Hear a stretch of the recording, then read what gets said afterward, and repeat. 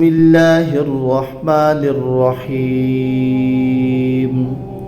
الف لام میم، یہ حروف مقطعات ہیں۔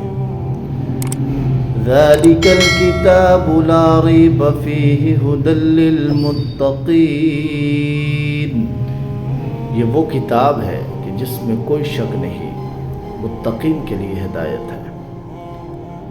الذين يؤمنون بالغيب ويقيمون الصلاة ومما رزقناهم ينفقون، متقین وہ لوگ ہیں جو ایمان لاتے ہیں بن دیکھے، نمازوں کو قائم رکھتے ہیں، خرچ کرتے ہیں اس مال سے جو ہم نے ان کو دیا ہے۔